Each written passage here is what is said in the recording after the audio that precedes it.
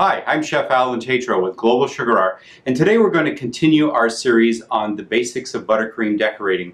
And today's lesson is all going to be on how to use the petal tips and the leaf tips.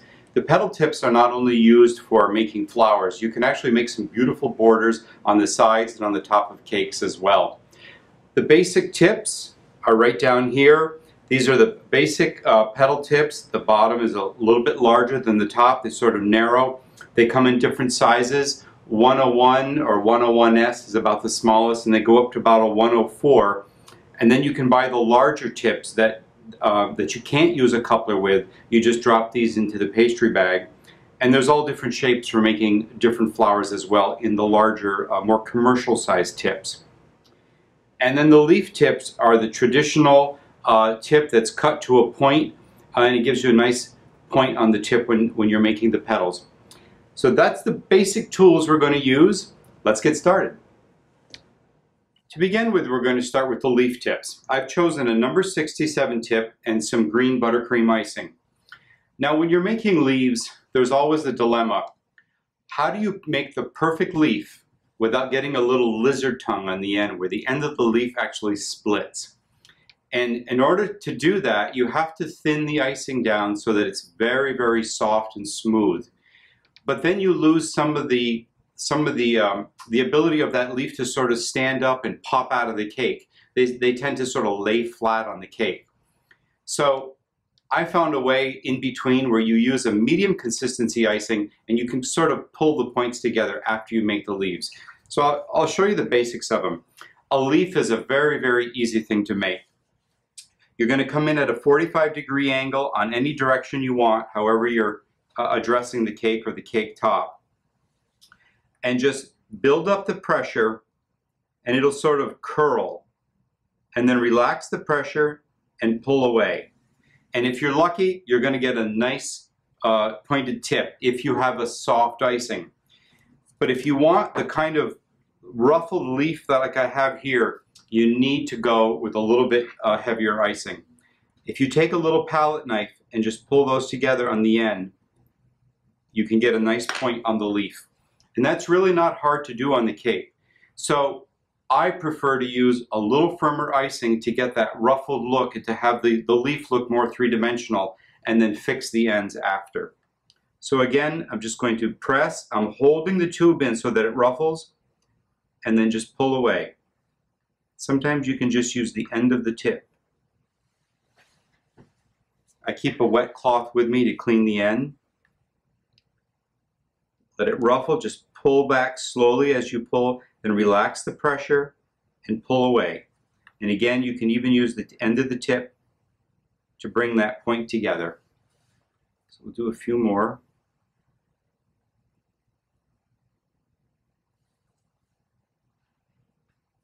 If you have warm hands, this is the one time where you're in luck. The warmer the icing gets in your hands, the more that point will come perfectly to a nice sharp point the way you want. And that's just from the heat of your hands and your icing. So sometimes when I start with a bag this full, by the time it's half gone, the points are already coming out really well. And I really don't have hot hands. Just pull it to a point and bring it together. And that's the basic leaf. For variation on a cake or around a flower, you can always do curved leaves in one direction or the other. And again, you can just bring that together at the end.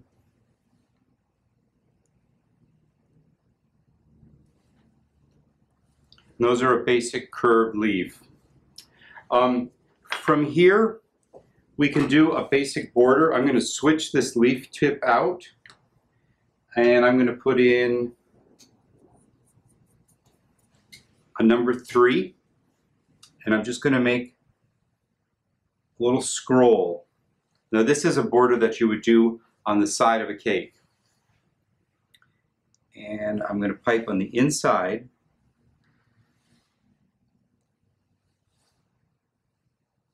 And then from each of these that I added, I'm going to add 2 more.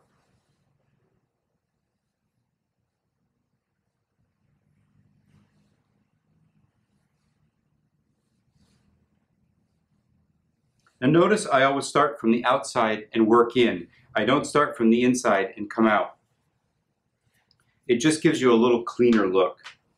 Put the leaf tip back on.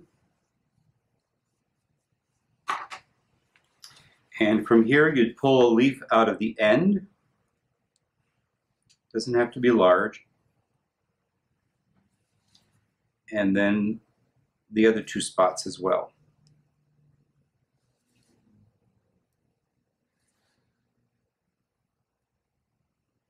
This is a nice border for the side of a cake. Or even on a sheet cake, you can put this around the edge, around the outside perimeter of the cake.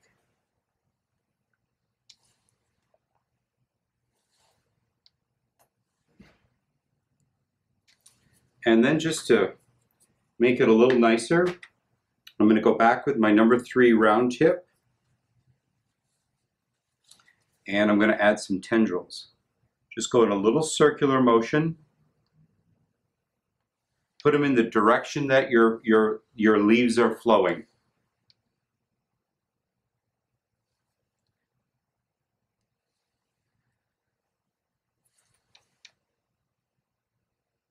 There.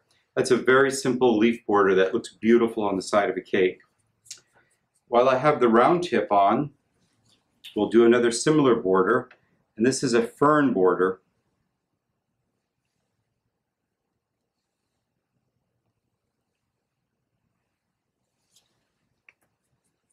And I'm going to use the same leaf tip. And I'm going to start at the base of the fern, straight up and down, 90 degrees. You're just going to squeeze a little bit, let go of the pressure, and then lift. Make sure you let go of the pressure before you lift. So squeeze, let go, and lift. And then you go over just a few millimeters, or maybe an eighth of an inch. Do the same thing. And I'm centering it right over that green line that I made. Squeeze, let go, lift. Squeeze, let go of the pressure, and then lift. And you're going to continue doing that right to the end. And as you get to the end, you're just squeezing a little less and a little less so that the actual leaf gets smaller and smaller.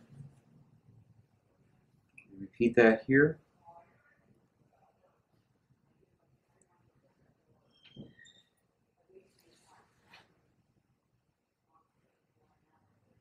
It's a very easy border to make, and that's a basic fern border. And you can put as many ferns in there as you want. You can use different sized leaf tips. You could do one large fern and then a small one coming out of it with a smaller leaf tip. This is a 67. You can go right down to a 65 and up to about a number 70 on a regular cake and have a really nice border out of that. Those are the basic leaves. There's one more nice border that you can make with a leaf tip. Now normally I would do this on the side of a cake and I would have this standing up for you to see it, but I'm going to pipe it just laying down. It's just like the zigzag crescent border we made with the star tips back in the Decorated with the Stars YouTube. I'm going to come in almost straight up and down, and I'm just going to go up and down. Very simple motion. And this is a leaf ribbon border.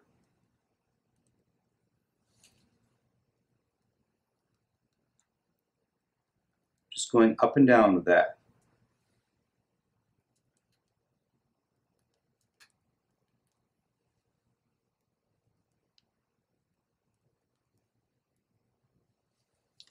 And that's a basic leaf ribbon border. Very, very easy border to make. Again, you could overpipe that with a little zigzag crescent border or add string work, whatever you want. It's just a very simple side border that you can do with the leaf tips. So those are the basic elements that you can make, the basic things that you can make with the leaf tips. We're going to switch now. We're going to go to the regular petal tips, and we'll make some borders and then move on to flowers. We'll be right back. Okay, we're back, and I've got a number 104 tip on a pastry bag with some pink icing in it. You can use a 101, 102, 103, or 104 for this border. Think of a shell border. This is very, very similar to a shell. This is a straight ribbon border. I'm coming in at a 45-degree angle. you want to keep a very, very steady pressure. And just think of a shell. Just keep going over and over. What you end up with is a nice ribbon border. I'm making these the same way I would make a shell. There. And I think I may have something in the end of my tip. I did. This is the little Atico cake tester I talked about in the last video. It's great for removing a little piece of sugar or something that may be plugging the end of the tip. So that's a straight ribbon border. The next one is what they call a rhythm ribbon border. And that's 3 shells, and then just come straight across, and then 3, and straight, 3, straight. Just keep an even pressure. And that's a rhythm ribbon border. The next one that I want to show you is actually a circular rhythm border, and this is done on the top of a cake. So I'm using a cake dummy fitted with a pad on the top. Now for this border, you always want the large end of the tip on the inside of the cake. So I kind of like doing these on the back of the cake and working my way around, or you can turn it so that the large end is facing the middle, and you can do them in front. So you can either do it this way or this way, whichever you find easier. Obviously, the larger the cake, the more you have to do it right in front of you. On a small cake like this, it's very easy to go around the back. So this one is 3, and then a loop.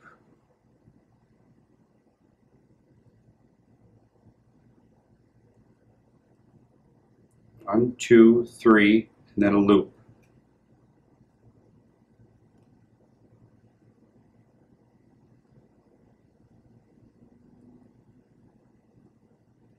And if you're lucky, it'll come out perfect. That's a very, very basic border, but it's a really, really nice border on a little girl's cake or a woman's cake, almost any occasion. Of course, you can do it in any color, and you can change this around so that you have really a large loop, or else you can do one small loop and then a large loop. There's many, many variations of this border. Just remember that the large end of the tip is always going to be facing the middle of the cake. So that is the rhythm border done in a circular pattern.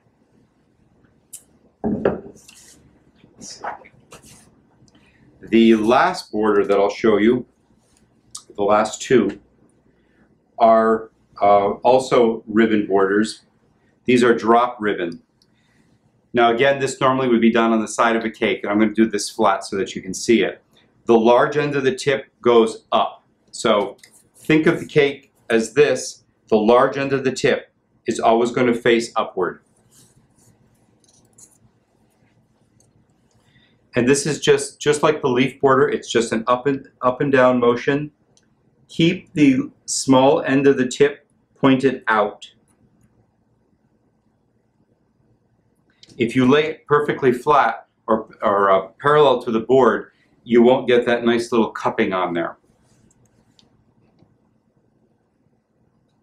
Just up and down, keeping very, very even pressure. And that is a ruffle border. A variation on this, I use 2 different size tips. I'll start with the large 104.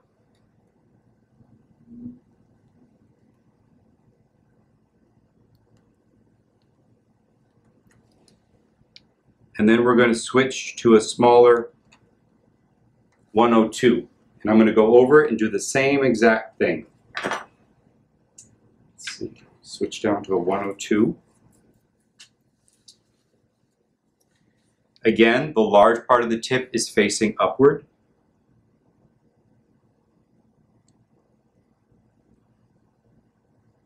And of course, if you wanted to add a 3rd layer in there, you certainly could.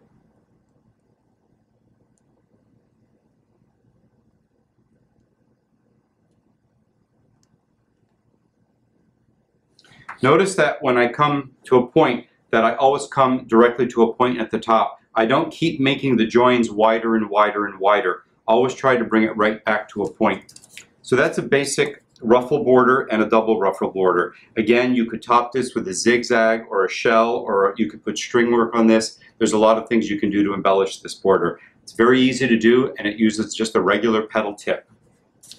So those are the basic borders you can make with petal tips. We're going to come right back. I'm going to get my pastry bags ready with some different colors, and we're going to start making some flowers. We'll be right back. Okay, we're back. I've got a pastry bag with some firm buttercream in it, and I have a tip 104 standard petal tip. Now again, these flowers can be made with 101, 102, 103, 104, or you can even go as large as, just peeking really quick here, I had to look because I'm not familiar with the tip. It's 406, which is a really giant rose tip, and I'm going to be showing you that tip later on. So we're going to do the rosebuds first. The rosebud really isn't difficult. You're going to come in at a 45-degree angle. Think of pivoting on the large end of the tip. The large end of the tip is down. And think of pivoting first in one direction and then in the other direction. So let me just make a few and then I'll explain it a little bit better. I'm going to the right, back to the left, and to the right, and I'm pulling the pressure off and I'm pulling back. So I'm keeping a very even pressure. I'm going to the right, to the left, to the right again, and then I'm backing off the pressure and I'm pulling away. So right, left, right, and then pull back. Now the base of that tip is not sitting on the board, and so it would not sit on your cake. It's just hovering just off the surface, so you have some control over it. So right, left, and then right. If you don't pivot, and if you just go back and forth, you end up making this, which is not the same. You want the rosebud to be tight and to be tapered to the back. So if you just go back and forth, you're going to get sort of a squarish, flat-looking rosebud. So just remember to sort of pivot, right, left, and right. And of course, if you're left-handed, it would be left, right, left. And that is the basic rosebud. If you want to do a half rose, you're going to do the same thing. You're going to start by making a rosebud, and then on one side and then the other, turn the tip, make one petal on one side and one petal on the other side, and that gives you your half rose. So you start with a bud, one side and then the other. So I'm placing the tip down, I'm lifting it, and I'm coming in the middle. As I sort of gradually move my hand around, I'm forming those two outer petals right around the outside.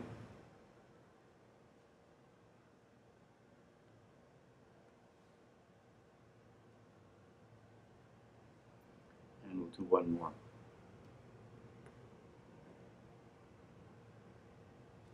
So that's the basic rosebud. From here we're going to go on to the sweet pea. The sweet pea, again, the base of the tip, the widest part is going to be down. I'm going to start at a 45-degree angle. I'm going to just touch it to the surface, lift up, squeeze, and pull back. And then I'm going to turn my bag just a few degrees to the left, and I'm going to repeat that. Then turn it to the right, and do the same thing again. And try to bring everything to a nice point on the back. You want that to be as tapered as you possibly can. There are two different methods of making sweet peas, and I'm going to show both of them to you. So again, just touch the icing to the cake so it sticks. Lift up, relax the pressure, and pull back. Then angle to the left and the right. These are a very, very simple flower to make. Just remember to keep them tight and pointed in the back.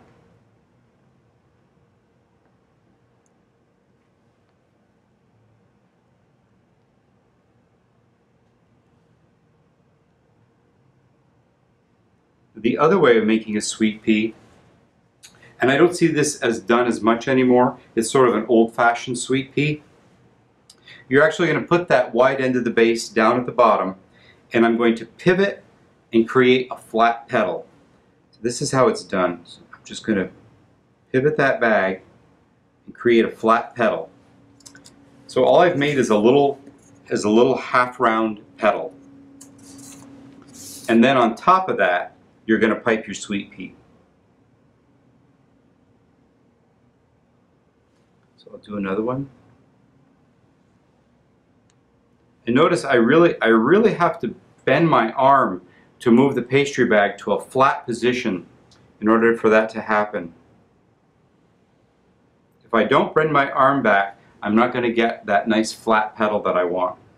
And then right on top of that, pipe your sweet pea.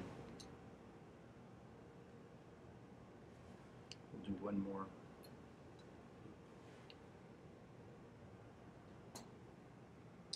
And that is the two different ways of making a sweet pea. Okay, we're going to move on to Primrose. Before I make the Primrose, I just wanted to show you, these are made of buttercream and they can be made directly on a cake or a cupcake. But what a lot of people like to do is make them out of royal icing. And to make them out of royal icing, you're just going to pipe them on a piece of parchment paper, or wax paper works equally as well. And just make rows of them, and then when they dry, you can take them right off. These are the sweet peas, the regular sweet peas, and the rosebuds and the half roses. So you can make those in quantities ahead of time in all different colors. Store them in a cool, dark place in a box where there's not a lot of humidity and the sunlight won't bleach them and discolor them or fade them. And then you have flowers ready. Anytime you want to make cupcakes or cookies, or you want to decorate brownies or a cake, you have many different colors ready to go. I used to run a bakery and we did this all the time. Whenever we had free time, we would make thousands of flowers ahead of time, so we always had some ready to decorate a cake. So that's just one nice thing you can do with royal icing. For the Primrose, I'm going to be using a flower nail, and I've cut some little squares of parchment paper. And wax paper works equally as well. Whatever you have on hand, but you do need some sort of a paper. Let's see, we're going to move to a 103 for this. You can use 101, 102, 103, 104. It doesn't matter. For this flower, the large end of the tip is going to be in the middle. These have to be piped on a paper with royal icing and dried. You can pipe these directly on the cake, but it's a little bit more tricky. I'm going to start in the middle. I'm going to squeeze, come out, and back to the center. And that's one petal. I'm keeping the small end of the tip just lightly tilted up so that I get a little bit of a curl. Try to make 5 or 6 very uniform petals. Now normally what I would do with these, when they're made out of royal icing, is these are Wilton formers, flower formers, or you can use something as basic as a cardboard tube that's inside of a roll of paper towels or something. Just cut it in half and create your own formers. I never used to buy formers. I always used paper towel holders, and they work great. So let's do this again. Put a little dollop of icing to hold the paper on. The large part of the tip goes in the middle. You're going to go out and back in. Try to think of a little point again so that that petal comes back into the center. 2, 3, 4, and 5. And the way you would finish a flower like this, I saved it. I have a bag of icing with some yellow icing in it, and I'm just going to put 5 little dots in it.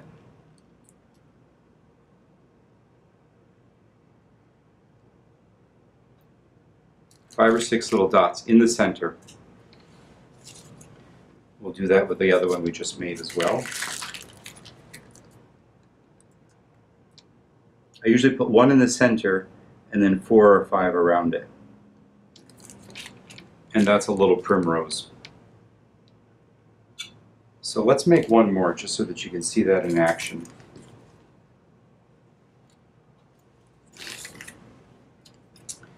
The large part of the tip in the center,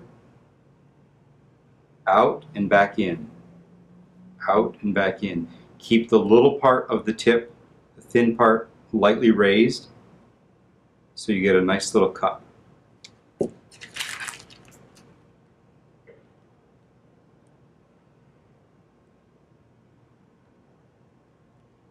And that's a basic primrose. And again, these can be piped directly on the cake, but it really is a little tricky because you have to be able to move the cake and get it at a different angle to do every single petal. It really is better if you could make these out of royal icing and then just let them dry. The other thing you can do is you can make them out of buttercream and you can freeze them. And as soon as you take them out of the freezer, they'll peel off the paper. Just use a little palette knife, lift it off the paper, and place it on the cake. And as long as you put them on while they're frozen, then they'll hold their shape. So that's another trick that you can use. Okay, from the primrose we're going to go to the daisy. I'm going to use the same tip. And I'm going to use pink icing so that you can see it. If I use the white, it doesn't show up as well. This flower is different than the others in that the wide part of the tip is going to be out. I'm going to be at a 45-degree angle. I'm going to start on the outside of the petal and come in. Now the trick to these is you decide how wide and how flat you want the petals to look.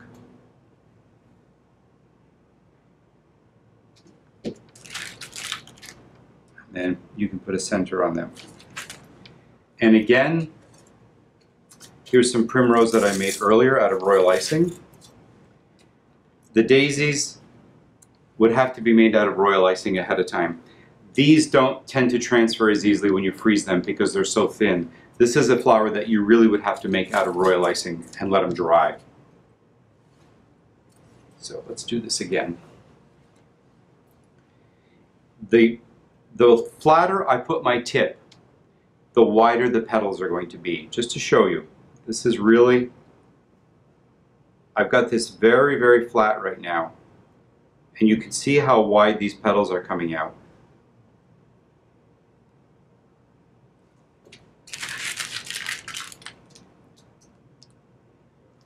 So that's one with really wide petals.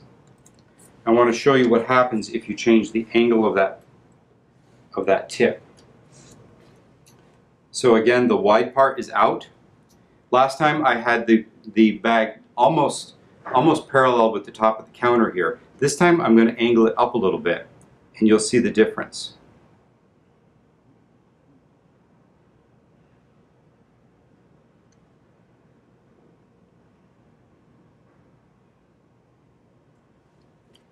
That's going to give you a different look on a daisy. So you can really make them however you feel they should be made, or vary them so that you have some variation of what the flower looks like. I want to do one more to point out a few more things. Keep the end of the tip clean.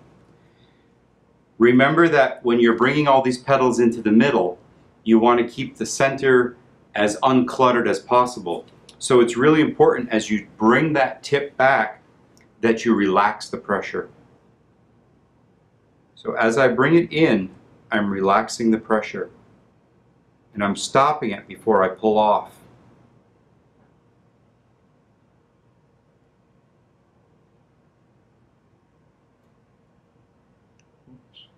Well, we're going to do that one over. See, not everyone's perfect.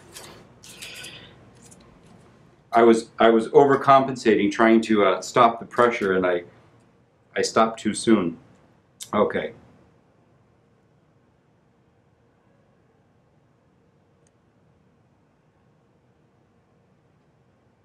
Oops.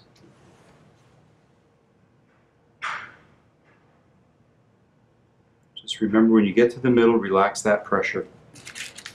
And that's the daisy. And again, I would let those dry right on a former. These are some of the Primrose that I had made earlier out of royal icing, and you can see when they're dried, you can pull them right off, and you can store those for months and months and months. They won't go bad on you, as long as they're in a cool, dry place, away from the light. Okay, we're going to move on to roses, and I'm going to get a little bit firmer icing together and get a bag together with a 104 or 103 tip and also a 407 tip, I believe, and we're going to come back and make a couple different kinds of roses. We'll be right back. Okay, we're back and we're going to get into some roses and some chrysanthemums. Now, I have an entire video just on buttercream roses, so if you're new to decorating or if you've been struggling with learning how to make a buttercream rose, I highly recommend that you watch that video because it's very comprehensive and it brings you from the beginning to the end very slowly and very methodically and gives you a lot of tricks on how to learn how to make a really nice rose. So I'm not going to spend a lot of time today on the rose because I have a whole lengthy video on how to make them. But one of my customers that watches YouTube did ask if I would show how I made the center on another video that I had done. So I do want to teach you that today. I'm using a 103 tip. You can use a flower nail with or without a paper. If you want to make them out of royal icing or you want to freeze them to transfer to a cake, then use a piece of paper underneath it. Otherwise, you can just use the scissors and lift them right up. I'm starting by making a really solid and tall center.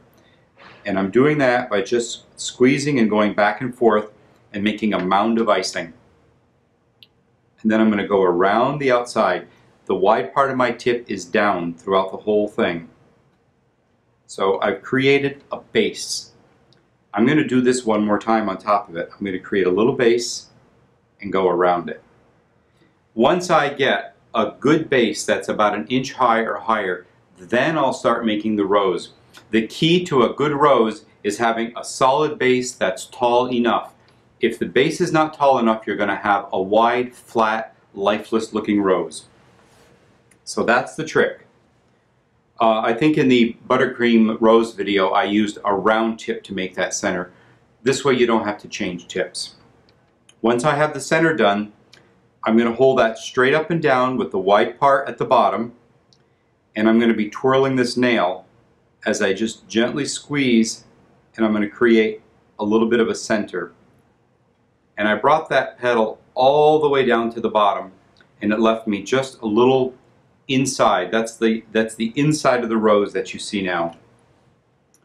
Now, the first set of petals is going to be 3 petals.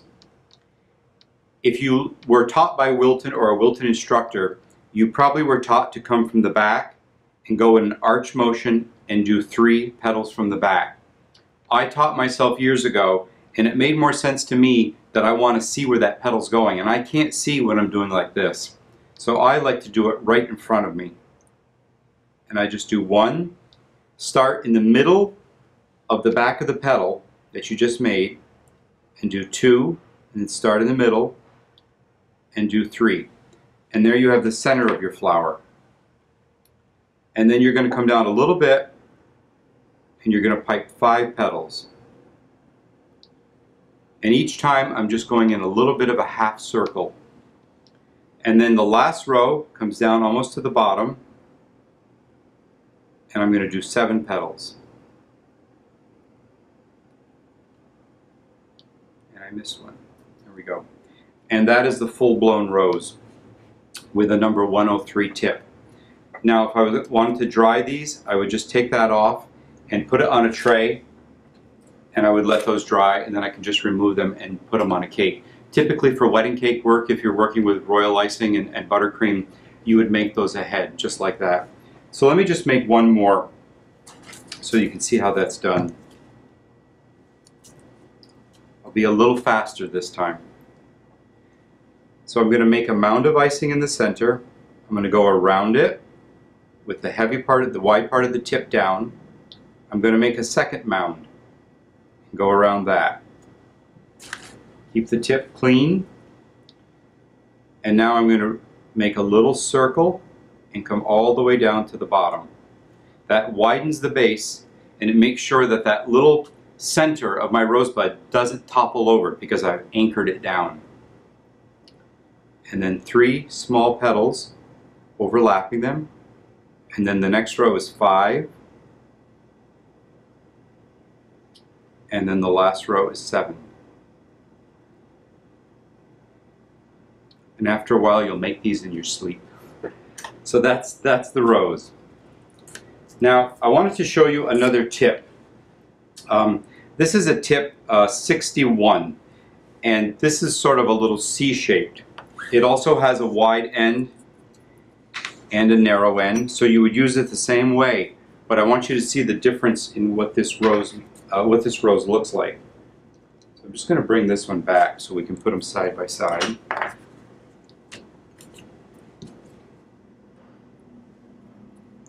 I'm going to make this the same exact way. But you'll see that the little curve is going to make the petals look a little bit different.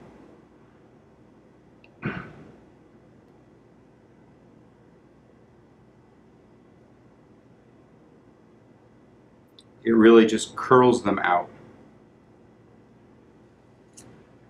And let me just put that down. And you can see, it sort of fell over a little bit, but you can see how the petals on this rose curled over while the ones on this rose are standing straight up and down. So there are different tips out there to make roses, and it's your choice of what you want the final rose to look like. So that takes care of making the roses with the little, excuse me here, just clean this up.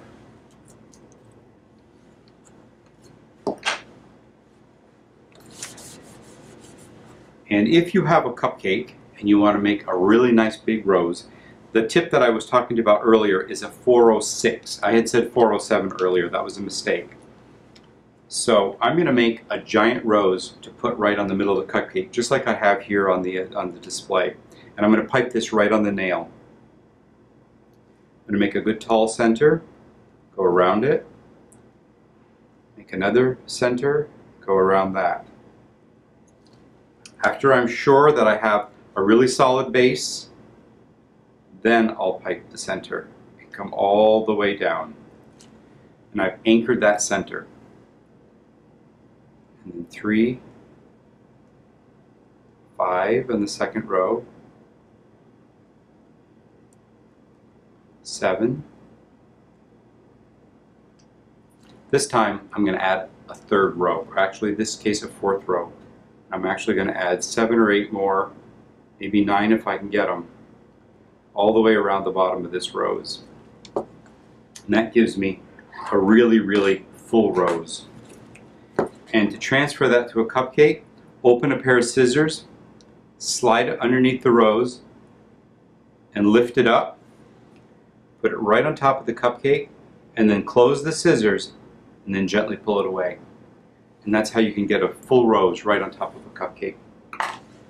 Of course, you could do those with royal icing and use those on a large cake as well, but they really do make quite a spectacular display on a cupcake. So we're going to go on to chrysanthemums now. Now, this is sort of an interesting fall flower, and I wanted to show you how I colored these, because really when you're doing decorating in the fall, it's all about color. It's all about getting those vibrant burgundies and coppers and golden yellows.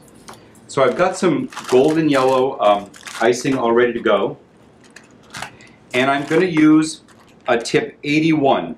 Now you can use 80, 81, or 79. 79, 80, or 81. And they're just sort of a half moon shaped tip. Sort of an unusual tip, but it is considered a petal tip as well. And if you remember back in one of the first videos I did, I showed you how to brush stripe a bag. So I'm using a little bit of burgundy paste food coloring and a brush, and I'm going to put 2 stripes in the bag. I'm not putting a lot of color in, I just want a little bit.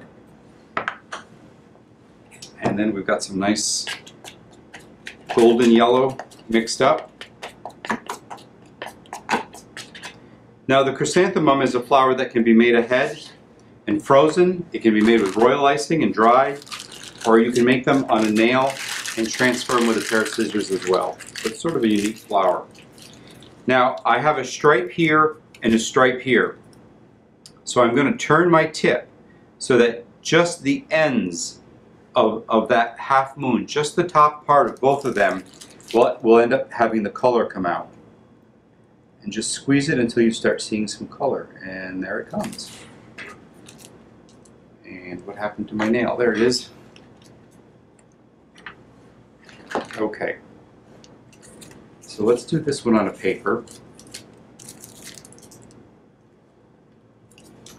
Similar to the rose, I'm going to start by making a base by just going in a circle and building up a center.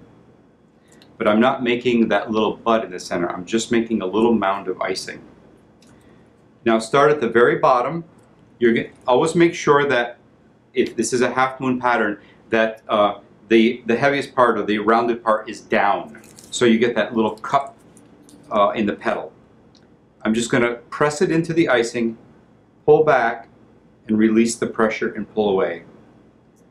And you want to come out, oh, maybe about a ½ inch, 3/8 of an inch.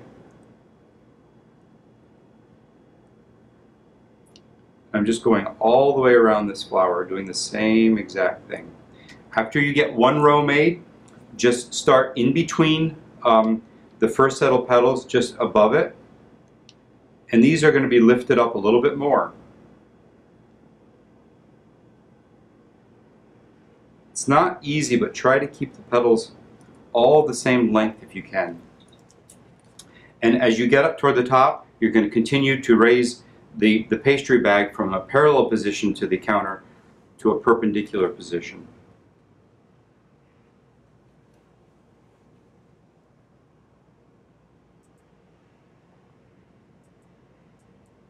And then once you get to the top, you can just squeeze a couple little more petals right in there. And that's a chrysanthemum. I'll do another one for you. So we're going to start with a base, just going in a circle, making a base, and then from the sides, you're going to pull out some petals. Just anchor them right into that little mound of icing. And then just, I'm going to come up a little bit, and I'm going to repeat the process, just at a little different angle. I used burgundy to stripe the bag. These are also beautiful with copper, and sometimes that's all I needed. Copper works really well, copper of paste coloring, and a really, really nice one is if you do one stripe with like moss green and one stripe in burgundy, and you sort of get the greens and the reds and the golds together, and they just make spectacular looking fall flowers on a cake. So that's the chrysanthemum. Hope you've enjoyed learning how to use the petal tips and making different flowers and borders. I just wanted to point out a couple things over here. The rose in the center I showed you how to make with a 406 tip, and of course these are the chrysanthemums. But what I wanted to show you was basic decorating on cupcakes is no different than a cake. And if you go back to the first two classes on working with round tips in the string theory video or the stars video, I just made a lattice with a string tip, a round tip number 3, and I piped a little shell border and I added the flower. Very, very easy. This was the zigzag border from the star video, just on flat iced cupcake. This was the reverse shell. This was just a shell border with a string dropped around it. So these are all techniques that I've taught you in the string video and in the star video that are then applied to cupcakes and then just added the flowers.